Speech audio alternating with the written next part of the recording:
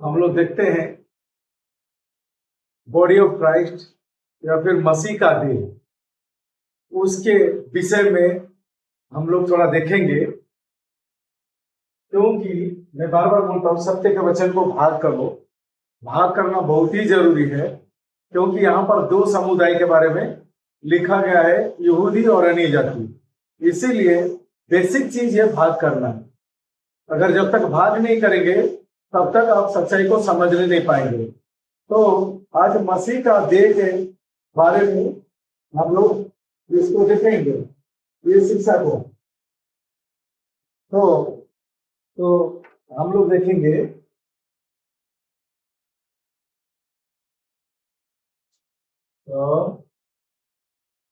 Body of Christ,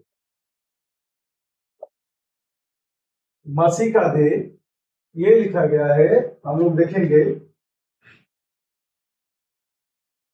first कोरिन्थी 12 का 27 में। तो ये मसीह का देह के बारे में लिखा गया है, जबकि ये मसीह का देह का बुलाहट के लिए अन्य जाति को परमेश्वर का योजना है।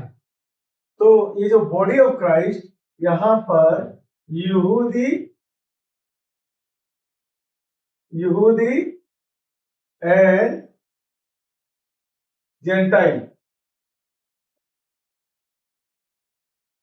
यहूदी और अन्य जाति मसीह का देह में शामिल हो सकते हैं। तो ये जो बॉडी ऑफ क्राइस्ट है, यहां पर अन्य जाति को शामिल किया गया है। उसके बाद और कहीं पर संपूर्ण बाइबल में अन्य जाति को शामिल नहीं किया गया है। तो यहां पर हम लोग देखते हैं 13 पुस्तक, बॉडी ऑफ क्राइस्ट 13 पुस्तक में लिखा गया है। 30 books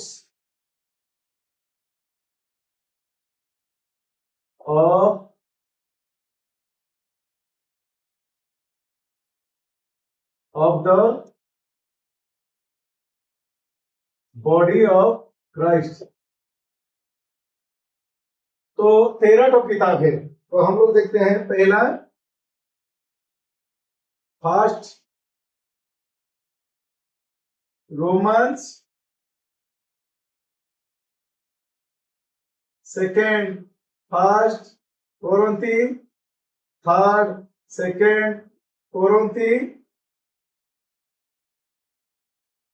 fourth Galatians, fifth Ephesians,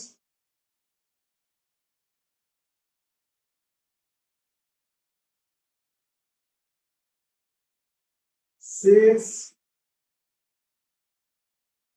Philippines, 7 Colossians, 8 first Thessalonians, 9 second Thessalonians, 10 first Timothy, 11 second Timothy, 12 Titus, 13 Philemon. तो इसी तरह हम लोग देख रहे हैं कि 13 जो पुस्तक है, ये हम लोगों को समझने की जरूरत है। तो यहाँ पर मैंने कहा मसीह का देह में केवल अन्य जाति को शामिल किया जा सकता है। तो मेरे प्रियो, ये जो 13 किताब है, 13 बुक्स, वो अन्य जाति के लिए है। तो रोमियो, पहला कोरिन्थी, दूसरा Corinthians, Galatians, Ephesians, Philippians, Colossians, first Thessalonians, second Thessalonians, first Timothy, second Timothy, Titus, Philemon. तो ये 13 पुस्तक केवल अन्य जाति के लिए है। इसको समझने की जरूरत है। तो मसीह का देह में अन्य जाति को शामिल किया गया है। और इसको ये 13 पुस्तक को छोड़ के और कहीं पर भी अन्य जाति के इन्वॉल्व नहीं किया गया है। तो मसीह का देह को समझना जरूरी है। तो ये मसीह का देह का सेविकाई ये अपोस्टल पॉल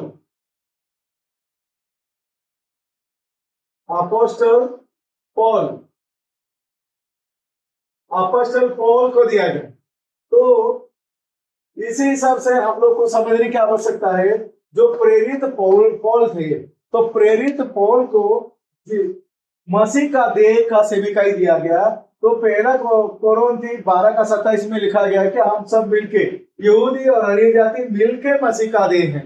तो यहाँ पर अन्य जाति को शामिल किया गया है। तो 13 किताब लिखा गया है।